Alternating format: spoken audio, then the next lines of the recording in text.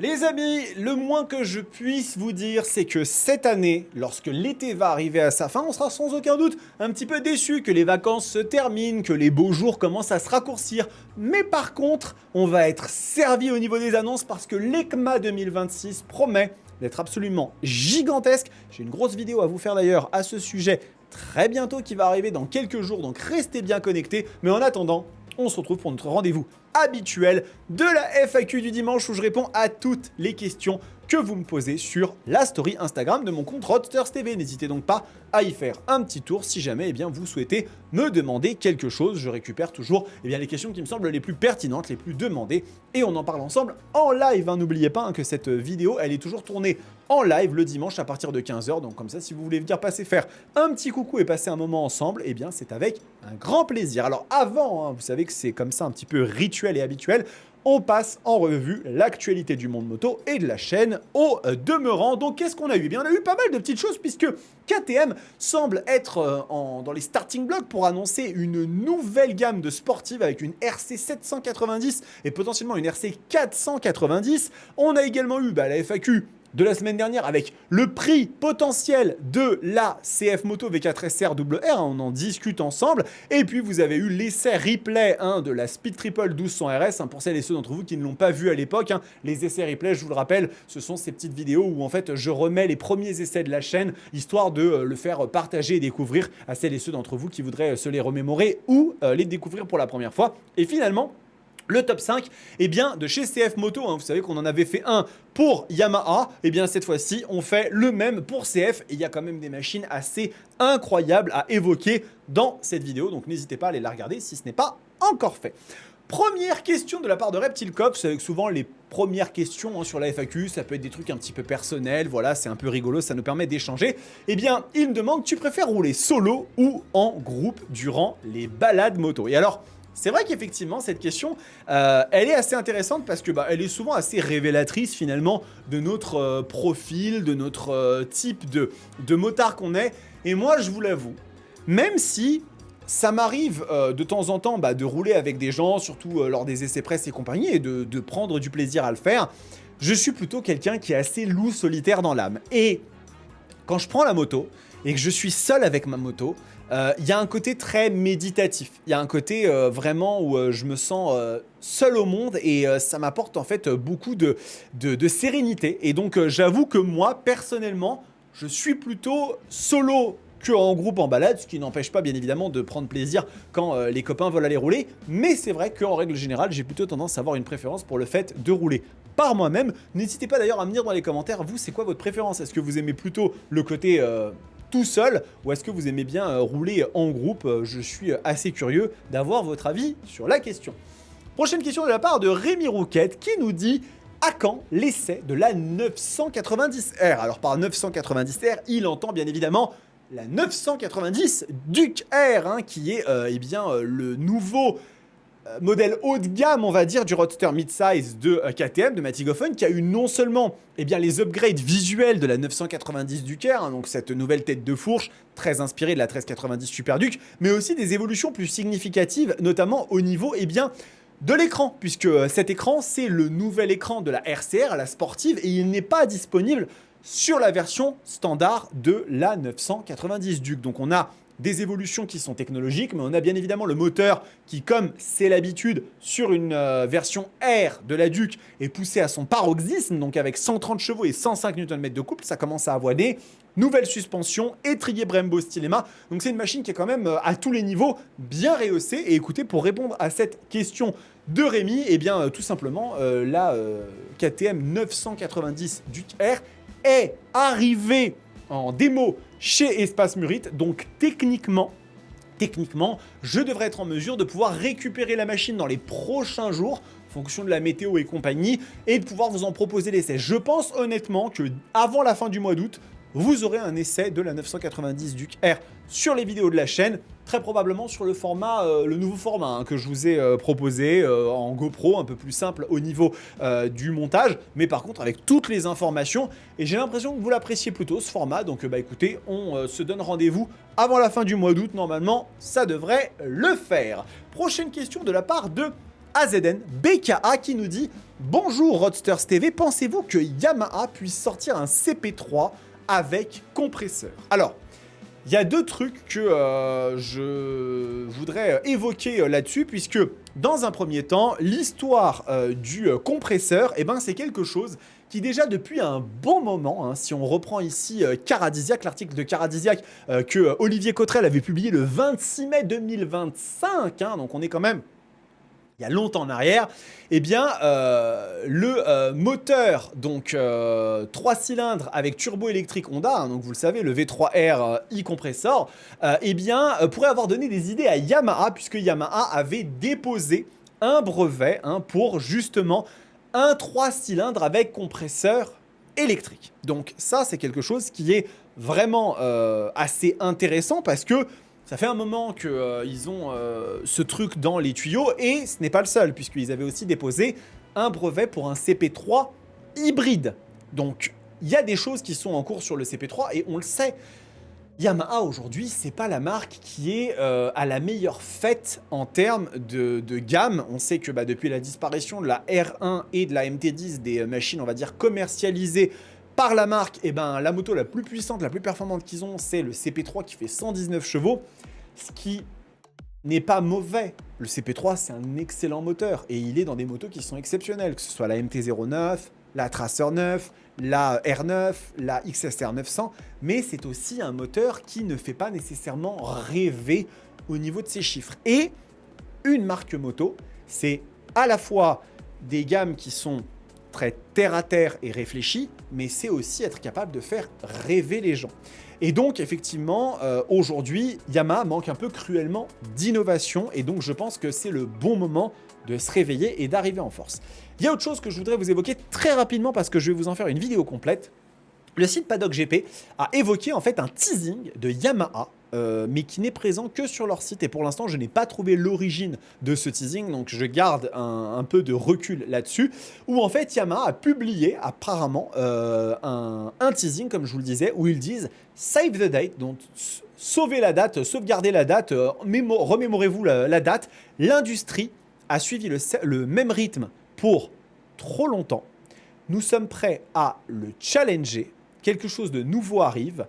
2 novembre 2026, 18 à 18h CET à Milan. Soyez prêts pour la révélation. Alors, je me permets quand même juste de dire un truc, c'est qu'on a effectivement ici ce teasing. Je remarque quand même qu'il y a écrit rythme avec une énorme faute d'orthographe. Hein, RHYTHM. Donc, je n'accorderai pas forcément énormément de crédit, on va dire, à ce teasing, mais néanmoins, les amis, j'interromps rapidement la FAQ pour une petite précision. Je me suis en effet rendu compte que je m'étais planté après le tournage de la FAQ, car le mot rhythm en anglais prend bien un H au début. Donc c'est juste une erreur de ma part. Je ne sais pas pourquoi j'étais persuadé que ça s'écrivait comme en français. Et donc du coup, cette faute ne suffirait pas en elle seule à décrédibiliser l'annonce potentielle de Yamaha. Cela dit, toujours à prendre avec des pincettes, car je n'ai absolument pas trouvé de traces de ce teasing où que ce soit ailleurs que sur le site GP Paddock. Je vais vous en faire une vidéo dédiée quand même, parce que ça mérite qu'on se penche dessus. Mais en attendant, je voulais simplement le clarifier. Je m'en excuse. Et maintenant, on peut reprendre la vidéo. Néanmoins, on voit apparaître des choses aujourd'hui chez les marques qui sont des fois assez... et qui sont réelles. Donc, mais j'espère en tout cas, oui, effectivement, que Yamaha va arriver avec une mise à jour au moins du CP3, qui avec compresseur, qui avec hybride, pour, en attendant le retour vraiment d'une machine plus performante, on va dire, le retour de la MT10 qui a été teasé bien évidemment, mais aussi potentiellement d'une nouvelle hyper sportive avec un V4, on sait qu'Yamaha développe sur le sujet. Écoutez, tout ça est super intéressant, on va voir comment ça s'oriente, mais en tout cas, on croise les doigts, et si effectivement Yamaha sont présents et qu'ils mettent les choses encore plus élevées que toutes les autres marques qu'on est en train d'attendre, on va avoir un EICMA 2026 qui va être absolument exceptionnel. Prochaine question de la part de Yi-Masterize 7. Bonjour, je suis terrifié à l'idée de laisser ma moto seule. Quel système d'antivol utilises-tu? Comme je te comprends, Yi-Masterize, effectivement, on a toujours très peur de laisser nos motos seules, parce que ce sont des véhicules qui sont beaucoup plus vulnérables malheureusement à être volés. que des voitures. Et donc, effectivement, on est toujours dans cette démarche, dans cette réflexion, eh bien, de qu'est-ce qu'on peut faire pour protéger sa machine. Alors, il y a beaucoup de solutions, je ne vais pas vous en faire un listing complet parce que ce n'est pas l'objectif de cette FAQ, mais je dirais que la première étape pour moi, celle qui me semble être la plus indispensable, c'est le traceur. Le traceur, donc là je suis sur le site de Monimoto parce que j'avais travaillé avec eux à l'époque, on avait fait une petite collaboration, il y en a plein d'autres, vous pouvez aller chez notamment GeoRide, vous avez, alors Coyote le faisait à une époque mais maintenant ils ont arrêté, mais il y a plein de sociétés qui font des traceurs. Il faut juste trouver celui qui contient à la fois le plus de fonctionnalités qui vous intéressent, qui vous correspond le mieux. Là, par exemple, je sais que Monimoto, c'est un truc avec une excellente autonomie. Ça peut se cacher à peu près n'importe où dans la moto. Si quelqu'un déplace la moto, vous recevez une alerte. Donc ça, c'est la première étape. Après, bien évidemment, il y a plusieurs choses que vous pouvez faire sur votre machine. Moi, je dirais que si votre moto elle est garée en souterrain, dans des endroits où il y a peu de visibilité, donc ça peut être accessible par des voleurs, l'anneau au sol, c'est quelque chose de très très bien. Donc après, il faut avoir l'autorisation, si vous êtes en location, de la part des syndics, de pouvoir éventuellement faire installer un anneau au sol avec une chaîne, parce que ce genre de choses ralentissent les voleurs. Donc c'est quelque chose que vraiment je vous recommande, parce que pour moi, c'est un truc qui peut vraiment vraiment changer les choses. Parce que vous savez, on dit, et si vous écoutez un peu des fois les personnes parler, on dit qu'on ne peut pas arrêter un voleur, on ne peut pas empêcher un voleur qui voudra vous voler votre moto. Si quelqu'un veut vous voler votre moto, il va vous la voler. Mais vous pouvez, parce qu'on peut toujours trouver des outils et des choses qui permettent en fait de contourner les systèmes anti-vol. Par contre, vous pouvez le ralentir suffisamment pour, entre guillemets, le décourager. Ça, c'est quelque chose effectivement qui est vrai. Donc, à ce compte-là, les anneaux et les chaînes, c'est quelque chose qui marche plutôt pas mal. Après, j'ai envie de vous dire que pour moi, le boss final de la prévention de vol sur votre moto, ou tout du moins, comment affronter le vol moto le plus sereinement possible, bah, c'est tout simplement d'avoir une très bonne assurance. C'est vraiment pour moi la meilleure chose. Ça n'empêche pas bien évidemment de mettre en place des solutions pour éviter de se la faire voler, mais avoir une assurance tout risque solide qui vous couvre vraiment dans le cas de vol de votre moto, eh ben, c'est une tranquillité d'esprit parce qu'en fait, ça vous évite d'avoir à vous dire bah si je me fais voler ma moto elle était que en tiers ou en vol incendie, mais avec des conditions de franchise qui sont très élevées, donc du coup, bah je sais que je vais y perdre beaucoup. Pour moi, c'est la meilleure solution parce que c'est celle vraiment qui va vous éviter de paniquer, de psychoter. Ça a un coût, mais d'un autre côté, vous savez ce qu'on dit, hein, la tranquillité, ça n'a pas de prix.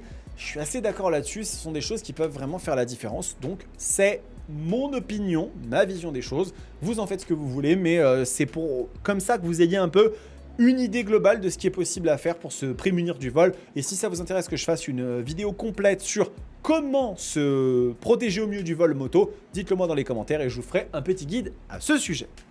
Dernière question de la part de BBZ Biker qui nous dit « Salut, selon toi, devrait-on revoir la législation sur les équipements obligatoires en 2 roues ?» Oh, j'adore cette question. Parce qu'elle ne va pas me valoir que des amis. Parce que, en effet, vous le savez aujourd'hui, mais la législation justement sur les équipements obligatoires à moto, elle est relativement légère. C'est-à-dire qu'effectivement, il y a l'histoire du casque, il y a l'histoire des gants. En dehors de ça, c'est léger, la législation sur les équipements obligatoires à moto. Et moi, je trouve que, eh bien, oui, cette législation devrait être revue de fond en comble. Mais de fond en comble. Parce qu'il y a des personnes qui pensent que rouler à moto, c'est un droit. C'est un droit. Donc, c'est quelque chose qui est acquis, nonobstant des conditions qui peuvent se poser à eux. Ils ont passé leur permis, ils en ont déjà bien assez chié comme ça, ou alors ils sont motards depuis 20 ans, 30 ans, ne nous emmerdez pas avec ça. Eh bien moi je suis pas d'accord du tout. Moi je suis pas d'accord du tout. Rouler à moto pour moi c'est pas un droit, c'est un privilège. Et ce privilège, il doit s'accompagner de la responsabilité qui va avec. Vous savez, je suis allé voir Spider-Man, là, le dernier film récemment au cinéma. Avec un grand pouvoir vient une grande responsabilité. Et bien quand vous roulez à moto, cette responsabilité, il faut l'avoir. Et ça passe notamment par le fait eh bien, d'avoir des équipements adaptés. Donc là, on est sur le site de Furigan, hein, parce que vous savez que moi, Furigan, je bosse beaucoup avec eux. Et donc, je pense qu'à minima du minima, il faudrait obliger à porter un équipement de haut du corps avec des protections pour les coudes, pour les épaules, pour le dos, parce que autant vous dire tout de suite que la dorsale, c'est un truc qui est vital. Le pantalon, ça se discute, mais pour moi, ce serait quand même quelque chose qui devrait vraiment être envisagé pour en fait, limiter la casse en cas d'accident. Les chaussures, c'est pareil, entre des bonnes chaussures de moto et des baskets, la différence, elle est très rapide. Et on va pas se voiler la face, j'en vois trop parmi vous, trop, vraiment, hein, qui jouez avec vos vies.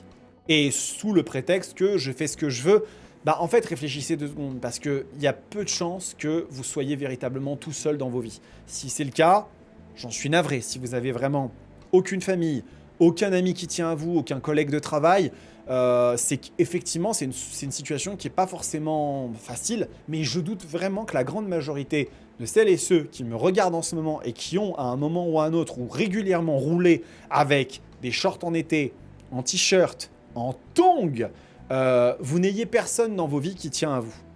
Et si c'est le cas, si vous ne pensez pas à vous, pensez à ces personnes-là, qui vont vous retrouver dans un état, des fois, pas reconnaissable, parce que vous avez juste refusé d'avoir un peu chaud.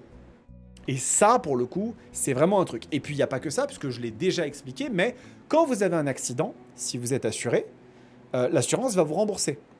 L'assurance, c'est un système mutualisé. Donc ça veut dire que quand vous avez un accident, plus les coûts sont importants, plus la répercussion sur l'assurance, elle est importante. Et ça fait monter le prix des assurances pour tout le monde. Et dans un monde et dans une industrie où on est quand même à avoir le cœur sur la main, à dire la moto, c'est une passion, on est tous une famille, pensez du coup aux membres de votre famille. Pensez à ces motards, des motards qui ont rien demandé à personne et qui, du coup, en fait, justement, voudraient pouvoir ne pas subir ce genre de choses. Je sais que ça peut paraître être comme ça une réflexion un peu moralisatrice ou quoi que ce soit, mais honnêtement, les équipements à moto, ils existent pour une raison. Et je ne peux pas croire que qui que ce soit qui roule en moto en été ou quoi que ce soit, en short, en t-shirt et en tongs, ne soit pas conscient des risques qu'il prend. Mais c'est pas parce que vous êtes conscient des risques que vous prenez que ça donne le droit de le faire. Aujourd'hui, vous avez le droit de le faire, parce qu'il n'y a pas de législation qui l'empêche. Mais je pense honnêtement et sincèrement, que, eh bien oui, ça devrait être obligatoire. À un minima, une veste qui vous protège avec des équipements dorsales, protection pour les épaules, protection pour le coude, les chaussures qui vont avec aussi. Les jambes, c'est pareil, hein, protection pour les hanches, parce que les hanches peuvent prendre très très cher. Mais voilà, l'airbag, c'est encore un autre sujet de discussion. Je pense que c'est quelque chose de très très important, parce qu'un airbag, ça peut vous sauver la vie. Mais déjà, si on passait sur ce stade-là de protection, on va dire, globale, on serait déjà un peu mieux. Écoutez, vous allez me dire ce que vous en pensez dans les commentaires, de façon respectueuse, hein, avec des arguments que vous pouvez étayer, etc. Je vous le dis tout de suite, hein, les commentaires qui sont un peu haineux ou vulgaires ou quoi que ce soit, ou insultants, seront supprimés, donc ne vous donnez pas cette peine-là. Mais si vous avez une opinion là-dessus et que vous voulez la partager, qui aille dans mon sens ou pas dans mon sens, je suis prêt à l'écouter. Mais néanmoins, voilà, c'est encore une fois, la moto, c'est une passion. C'est aussi une énorme responsabilité il faut qu'on ait conscience de la responsabilité qu'on a vis-à-vis de nous-mêmes et vis-à-vis aussi des personnes qui aimeraient nous retrouver en un seul morceau si le pire venait à se produire. Voilà les amis, cette vidéo est terminée, j'espère qu'elle vous a plu. On a beaucoup de choses à voir ensemble et là je vais tourner juste après une autre vidéo ultra intéressante parce qu'il y a quelque chose à discuter sur cette histoire de Yamaha, donc j'ai un peu creusé la question. Et en attendant, n'hésitez pas à vous abonner à la chaîne si ce n'est pas encore fait, hein, c'est le meilleur soutien que vous puissiez m'apporter. Les membres Roadsters aussi, hein, ça vous permet d'avoir accès à des avantages comme les vidéos en avant-première et ça soutient très concrètement la chaîne. En attendant, prenez soin de vous, kiffez vos bécanes. Ciao! Les amis, j'interromps rapidement la FAQ pour une petite précision. Je me suis en effet rendu compte que je m'étais planté après le tournage de la FAQ car le mot rhythm en anglais prend bien un H au début. Donc c'est juste une erreur de ma part. Je ne sais pas pourquoi j'étais persuadé que ça s'écrivait comme en français. Et donc du coup, cette faute ne suffirait pas en elle seule à décrédibiliser l'annonce potentielle de Yamaha. Cela dit, toujours à prendre avec des pincettes car je n'ai absolument pas trouvé de traces de ce teasing où que ce soit ailleurs que sur le site GP Paddock. Je vais vous en faire une vidéo dédiée quand même parce que ça mérite qu'on se penche dessus. Mais en attendant, je voulais simplement le clarifier. Je m'en excuse et maintenant on peut reprendre la vidéo.